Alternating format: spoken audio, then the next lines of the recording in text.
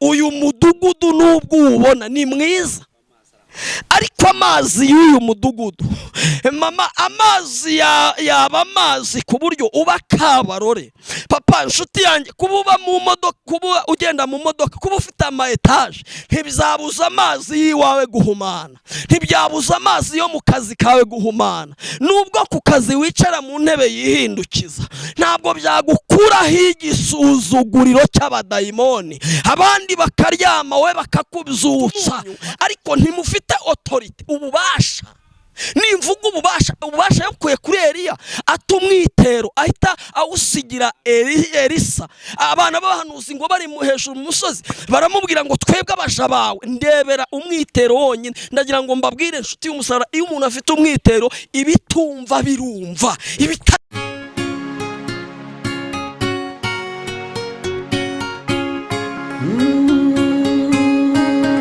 Emana we, Yesu we, ingoma yawe ni amamare. Reka tubasuhuze kandi tubifurize amahoro y'Imana, umugisha Imana itanga ubane namwe ibihe byose. Nkuko bibona twongeye kubana n'umukozi w'Imana, reka tumusabe kugira ngo yongera twibwire kandi narangiza asenge Imana. Karibu. Murakoze cyane. Amazina ni Pastor Theogene. Yego. Ndabakunda cyane, ndi umugabo ndubatse. Yego. Reka twubahe Imana dusenge. Mana yacu turagushimiye, tuguhaye icyubahiro, wabanye natwe ahashize n'uyu munsi urongeye uri kumwe natwe. Rero ikiganiro cyembura imitima y'abantu kandi ntibibe uko dushaka, ahubwo bibe uko ushaka, mu izina rya Yesu, amen. Urakoze cyane, bibe uko Imana ishaka, ntibibe uko twebwe dushaka.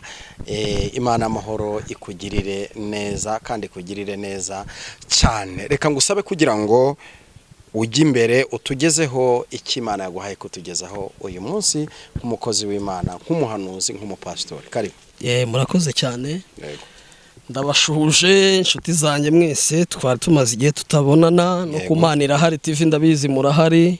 Imana ya mahoro ibaho umugisha, kandi aho uyu munsi bitari gukunda, ndagira ngo ngutangarize ko ejo bizakunda. Ni umwanya w'igihe, igihe kizabisobanura. Yesu akomeze akwishimire ibihe byose. Reka dufatanye icyanditswe dusanga hano mu rwa kabiri rw'abami. Ni igitabo kiri kumfasha muri iyi minsi, nawe nkwifurije ko cyagufasha. Rwa kabiri rw'abami ibice byaho 2:19 niho numva twaganira. Ibice bya igice cya kabiri kuri 19, umurongo wa 19. Yego. Yego, reka turebe icyanditswe abami ba kabiri, igice cya kabiri turahera ku murongo wa 19 tugeze. Yego, soma nacyo ndakubwira. Bukeye abanyamudugudu baho babwira Elisa bati, dore uyu mudugudu uburyo ari heza nk'uko ubireba databuja, ariko amazi yaho ni mabi, kandi muri iki gihugu imyaka irarumba. Komeza.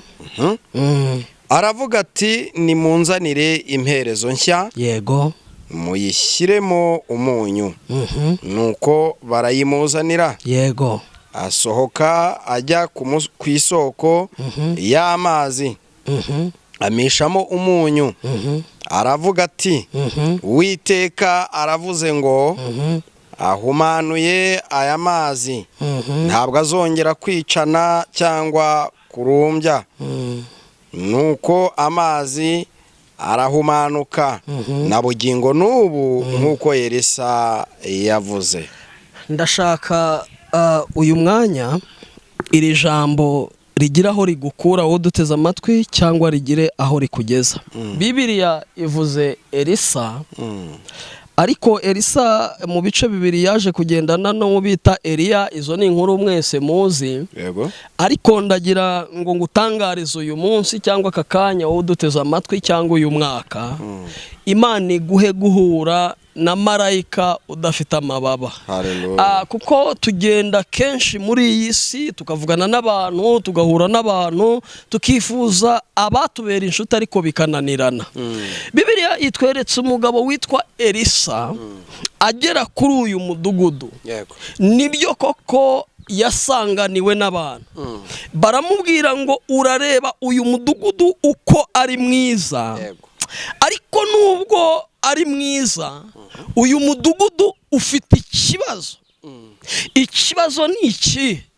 Amazi yawo uyu umuntu ayanyoye ngo arapfa cyangwa itungo ryayanywa rikaramburura. Elisa aravuga ngo nimunzanire umunyu, nimunzanire imperezo.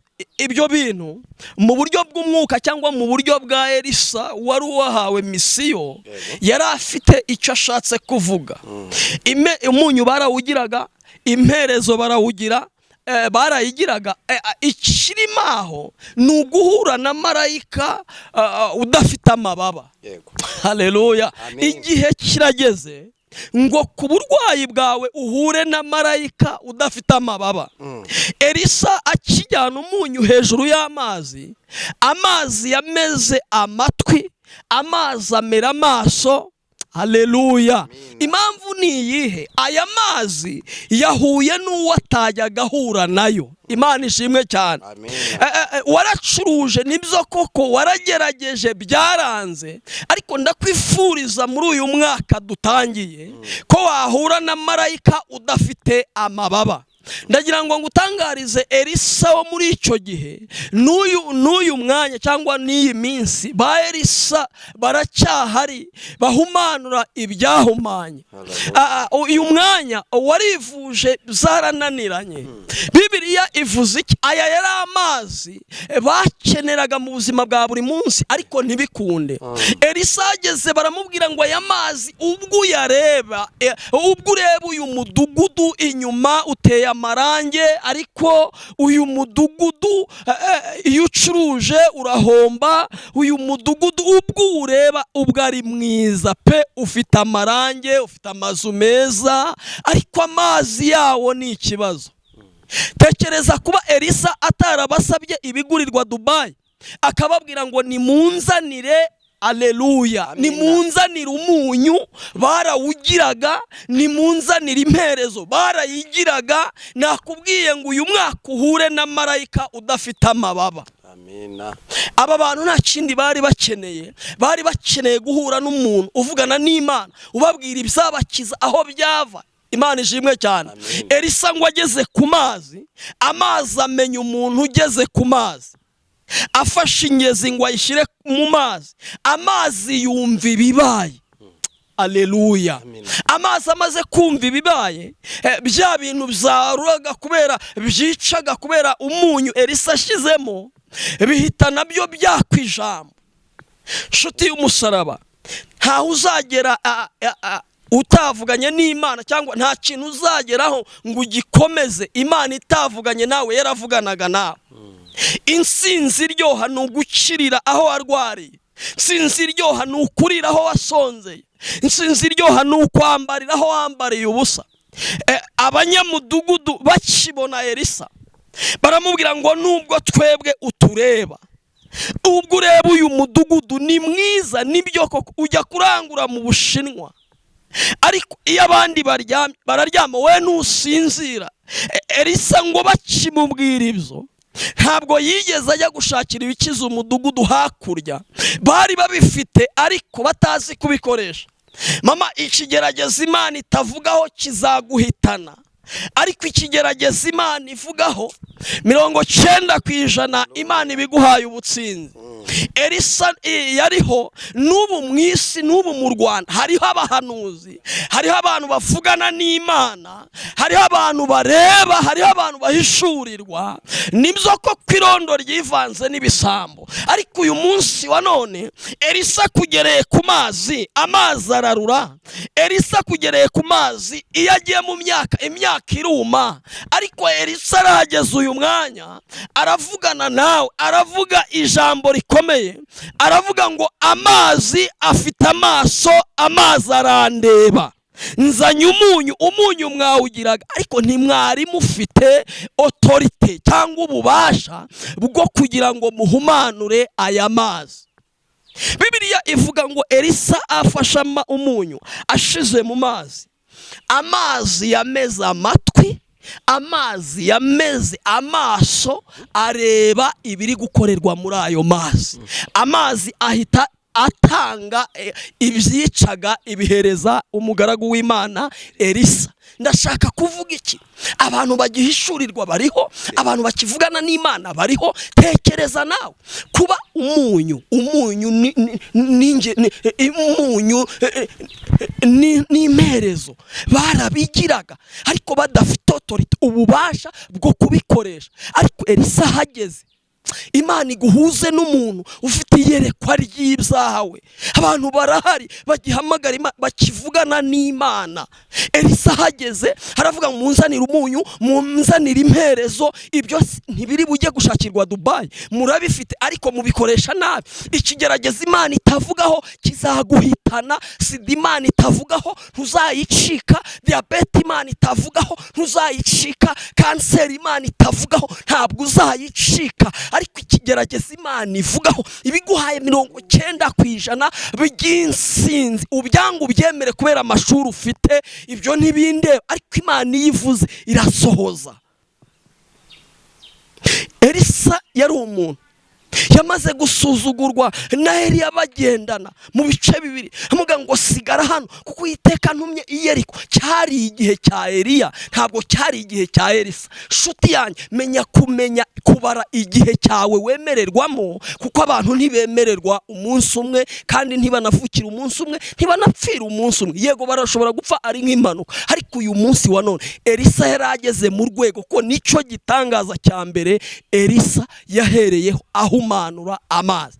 Ndakubaza, wewe wahumaniye hehe utahumanurwa n'Imana ngo ikorere igitangaza mu maso y'abanzi bawe? Kuba abandi basinzira wowe ukarara ukanuye uteranye ibidateranyika, warakoze birahomba, ntabwo ari ikibazo cyawe, ahubwo ni ikibazo cy'igihe wayoberwe kubara. Imana ishimwe cyane. Eliya akirukankanwa na Elisa, byari ngombwa yuko abanza gusuzugurwa. Wenda nawe icyo nicyo gihe cyawe cy'ubukene kubanza kugusuzugura. Ariko Bibiliya ivuga iki? Elisa ahingutse bahita bibwiriza. Reka nkubwire, wirwana n'igihe, igihe kizabisobanura. Bavuga ko tuzaba abantu, ariko twabaye abantu. Imana niyo yabikoze, nta muntu wabikoze. Yesu iyo avuze ijambo, ikintu kibikwereka nuko aherekeza ibyo yavuganye nawe. Elisa hageze baramwirondore, baravuga ngo uyu mudugudu nubwo ubona wowe ari mwiza, ukaba ujya Dubai, ukaba ufite umugabo urata, ariko iyo hageze nijoro buri muntu wese aryamukwe. Ubwo nabwo nuguhumana kwa wa mudugudu. Urakora wagahomba wowe, abandi barinjiza barasevinga, ariko wowe igihe itariki yo guhembwa message we biba birangiye. Hari uguhumana kurenza iko. Bibiliya ivuga iziki? Elisa asanga ya mazi yarahumanye. Ikintu cyayemeje ko yahumanuka nuko banyira gukoresha amazi bemeraga guhumana kw'aya mazi. Shuti yanjye, ufite ibibazo ntiwemera ko ufite ibibazo. Shuti yanjye, ufite amadeni ntiwemera ko ufite amadeni. Shuti yanjye, ufite agahinda ntiwemera ko ufite agahinda. Ese Imana izagufata mu kihe cyiciro? Elisa hageze bo baramubwiye ngo uyu mudugudu ubwo ureba ni mwiza, ufite amarange imbere n'inyuma pe, uradekoye, ariko amazi yawo ararura n'inkishurirwa. Aravuga ngo nimunzanire ibyo mwagiraga mutazi gukoresha. Dufite abantu baba bafite uburyo Imana yabatabaramo, ariko Satani akabashyira igitambaro ku maso, kababwira ngo nimwikore iki ngiki, ko nimugikora muraba munyazwe. Satani akabanyaga umugisha wose bari bafite. Hanyuma Elisa arababwira mufite umunyu, ariko ntimufite authority, ububasha. Nimvuga ububasha yakuye kuri Eliya, atumwitero ahita awusigira Elisa. Abana b'abahanuzi ngo bari mu hejuru mu musozi baramubwira ngo twebwe abaja bawe ndebera umwitero wonyine. Ndagira ngo mbabwire inshuti y'umusaraba, iyo umuntu afite umwitero, ibitumva birumva, ibitareba birareba, ibitagenda biragenda. Iyo umuntu afite umwitero, abana b'abahanuzi bahita baza bamwikubita imbere, baravuga ngo twebwe tubaye abaja. Ariko mbere Eliya ataragenda baramubwiraga ngo uzi ko uyu munsi shobuja agiye kugukurwaho. Niki gitumye amagambo lamangala awizikota. Niki gitumye amagambo ahinduka? Ni umwitero Elisa afatiye mu bibazo.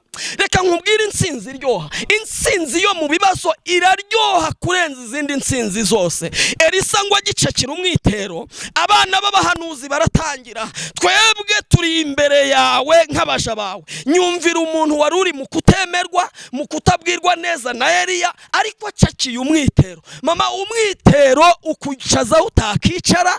Mama, umwitero ukugaburira ibiryo so atariye. Umwitero ukugaburira ibiryo nyoko ababyeyi bawe cyangwa umuryango wawe wose batigeze bagira gute. Agicakira umwitero rero, iki gitangaza cyo guhumanura amazi nicyo gitangaza cya mbere yagize gute yakoze. Baramubwira ngo twebwe uyu mudugudu nubwo ureba warimakiye ariko wabuze umugabo. Uwo nawo ni umudugudu. Warashatse ariko umugabo iyo bigeze nijoro haba kwa Potini. Icyo nacyo ni ikindi gihugu.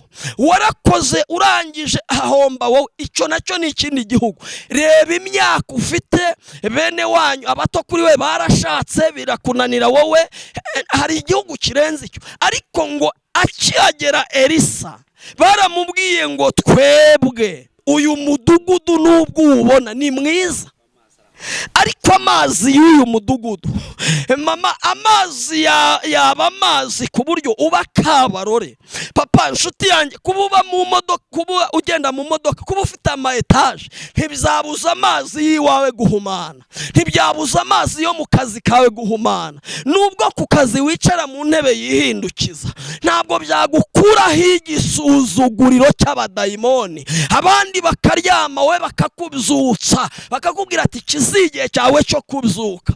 Ariko ngo Elisa ageze kuri ayo mazi aravuga ngo kuko mfite ububasha nimunzanire ibyo mwari muzi ariko mutazi kubikoresha.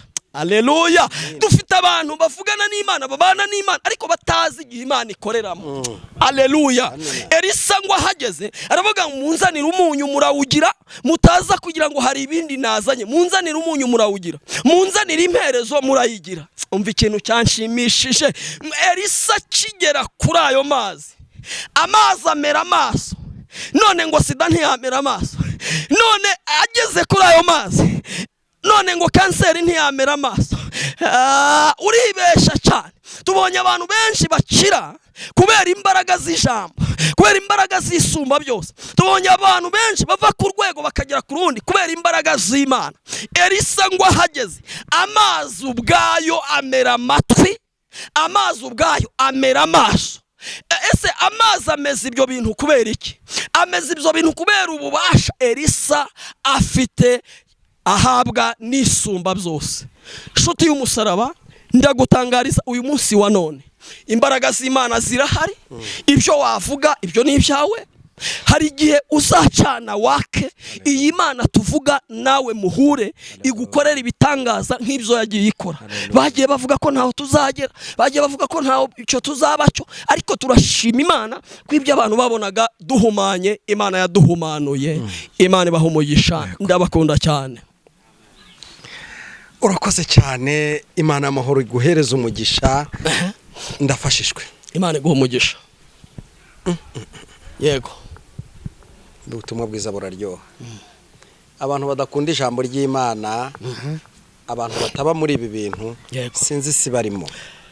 Muri uyu mwaka Imana noneho yemeye ko ntanga nimero yanjye. Ni ukuri. Niho nari ngeze. Dukoranye igihe kingana n'umwaka. Mwaka warashize. Yego. Kandi nawe uri mu bantu bo gushimirwa. Wanyakiriye kuri social media bwa mbere. Nawe ndagushimiye. Twari turi harahiriya. Yego. Tuganira ku kiganza cya Eliya. Ikiganza cya Eliya. Ariko reka nizere ko kuba Imana yamaze kukwemerera no kujya utanga nimero ya telefone. Yego. Nizere ko tuzakubona kenshi. Nta kibazo rwose. Kumanira hari muri inshuti zanjye cyane, ndabubaha cyane. Umuyobozi wanyu ntiyantumira ngo nzane ibibazo. Ni ukuri cyane. Kandi ikindi nkwemera nk'umugabo uvuga ukuri. Yego. Nkwemera nk'umugabo uvuga Imana neza. Yego. Ndagira ngo abantu bamvugira Imana nabi ntabwo njya nkurana nabo. Nibyo. Kuko igihe tugezemo urabona abantu Imana ntabwo bakiha akanya, ahubwo basigaye bashaka kwihimbaza. Yego. Kuko uyu mwanya urumva umuntu ngo arahanuye ngo imvura iraguye, kundi hakurya bakamuha nk'utudolari 10 kamuga ngo hanura ibi ngo bigiye kuba. Rero dushyira amavi hasi dusenge, akaruta kandi kazakamira inshuti z'umusaraba. Urumva bashobora kuguha amadolari 10 ngo hanura ibi. Urumva ibyo ni ibintu twamenye twahishuriwe. Urumva ukamubwira ati hanura ko imvura iguye. Urumva nawe akaza avuga ngo imvura iraguye, ngo mugura amafu ngo muhunike mu nzu, kumbi yari utudolari 10 tw'abandi hakurya iyo. Urumva nitwari kwishyura, none twebwe tukagira ngo n'ubuhanuzi, kandi bwahe ko atari ubuhanuzi, tukazanayitegereza tukaburi ntoya nta nizo dukeneye. Urumva rero turashima Imana, abahanuzi baracyahari, yego, ntabwo twabuza abavuga kuvuga. Ushaka ko dusengana, nimero yanjye ya telefone, ngira ngo nibyo wari ugezeho. Nibyo nari ngezeho, ndashaka kugira ngo utambutse nimero ya telefone, ariko noneho mbwire n'abakunzi bacu. Yego. Cyane cyane nkunda kwibwira inshuti zacu ziri bwota amasimbi, bagukandira akanyenyeri. Aho baba bambyaye noneho. Ntiwantumye. Ntabwo wantumye. Yego. Ariko ndashaka kugira ngo yenda kubera ibibazo nzi, ntashaka kuvugira ahangaha. Yego. Ndifuza yuko inshuti zacu zidukurikira umunsi ku munsi kuri nimero tugiye gutambutsa, ibaruyeho Theogene. Yego. Abari mu ntara zose z'igihugu cy'u Rwanda. Yego. N'abari mu ntara ya 5. Bakande akanyenyeri. Yego. Ni ya 5, ni ya 6, ni ya 5. Diaspora. Yego. Bakanda akanyenyeri, umukozi w'Imana Theogene areba ukuntu yigenza muri iyi minsi. Mushyigikira umukozi w'Imana, arabasengera kandi natwe twese aradusengera, kandi nanjye ku munsi w'ejo cyangwa ejo bundi nzagakanda. Ntago ari mwe mwenyine, Imana ngo umugisha binjemo arimo arabwiriza. Kubera ibyo ntashaka kuvugira ahangaha akakanya, ariko ni byiza kugira ngo dukore icyo gikorwa. 079. Yego. 6 2 1 Yego. 02 52. 079. 6 Yego. 2 1 02 52. Amazina Theogene. Cyiza Theogene. Yego. Urakoze cyane mukozi w'Imana, kandi ndagukunda. Imana y'amahoro ikugirire neza cyane. Yego, nanjye ndagukunda.